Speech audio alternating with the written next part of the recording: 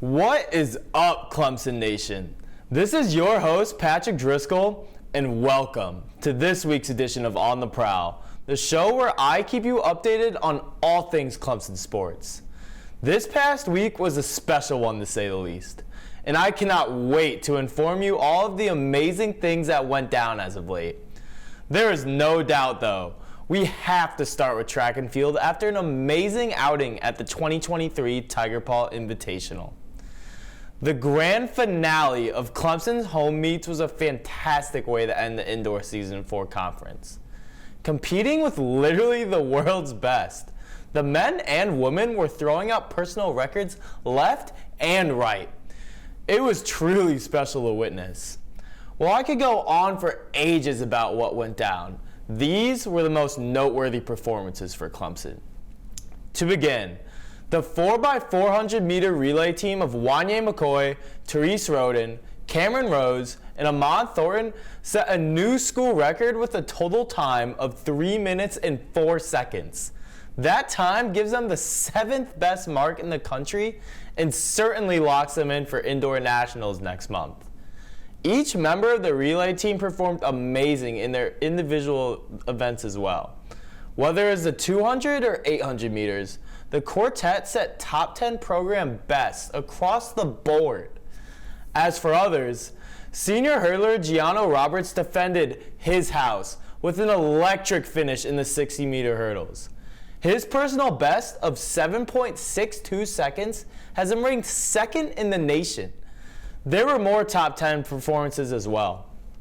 As for the woman, Anyanka Wilson ran a blazing 8.14 seconds in the 60-meter hurdles, which has her 5th all-time in Clemson history. To round it off, senior Bryn Sumner ran the half mile in a speedy 2:05, which is good for 8th best all-time in program history. Most of the squad gets a well-deserved rest until conference championships in 2 weeks. I'll tell you more about that next episode. As for basketball, the men's team dropped yet another loss this past weekend against the North Carolina Tar Heels. PJ Hall once again led the Tigers as he chipped in 18 points while shooting over 50% as well. Also, let's give grad forward Hunter Tyson a shout out.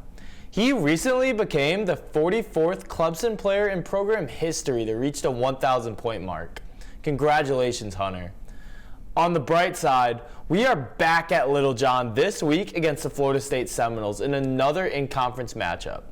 Come out and give the Tigers your full-on support come 7 o'clock Wednesday night. Despite a ferocious late rally, the women's basketball team fell short on the road at Louisville this past Sunday. While the Tigers outscored the Cardinals by 17 points in the second half, the first half deficit was just too much for them to handle. To lead the Tigers, Amari Robinson scored 16 points along with 6 boards. Ruby Whitehorn had a solid performance as well, chipping in 14 points. Clemson looks to bounce back against the Miami Hurricanes this Thursday, hitting the road yet again. Tip-off is set for 6 p.m. On to the newest sport in Clemson athletics. The Tigers won their first game with a statement this past Saturday. 23. That's the number. A whopping 23 goals were scored by your Clemson Tigers in their program debut. What a start that is. They only held Wofford to 1 goal as well. When describing that first game, head coach Allison Kwolek labeled it as phenomenal, and I certainly agree with you on that one, Coach. Clemson Lacrosse looks to continue with another dominant win against the Furman Paladins this upcoming Wednesday at home. Catch the ladies in action at 4 o'clock at none other than historic Riggs. Men's tennis had 2 games take place this past weekend. Let's find out how they did. Friday night, they took on Liberty University, following with VCU the next day. The Tigers took care of business Friday night, winning in 5 sets to 2.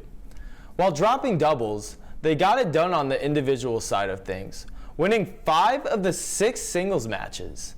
As for Saturday, they came up short against VCU. The momentum of VCU taking the first two singles matches was just too much for Clemson to overcome, as the result ended in a 4-0 loss. Fortunately, the Tigers will be back at Duckworth this weekend. They look to take care of business at home, where they'll be taking on FAU Friday at 2 o'clock and then Northwestern Sunday at noon. As for the women, they are still on fire as of late. Their 2 victories now have the Tigers' home record at an amazing 7-0 to kick off this season. As a unit, Clemson only dropped 1 set against Elon and App State in an impressive combined 10-1 victory over both schools Saturday. Kristina Mayorova continued her dominance with 4 wins in singles play. That improves her record to 8-1 on the year. Every single doubles team came out ready to play as well this past weekend, as duo Sophia Hatton and Daniela Medvedeva improved the record to 7-1 on the year. The first matches outside were most definitely ones to remember, and Clemson has their biggest opponent yet today. That is none other than our rival South Carolina University. Head coach Amy Sargent and her squad cannot wait for this one. Duckworth Family Tennis Facility at 3 o'clock, be there. One last quick announcement. Did someone say baseball season? Clemson baseball is back in action this weekend, where they'll be taking on Binghamton University in a 3-game series. Opening day is this Friday at 4 p.m. at Doug Kingsmore Stadium.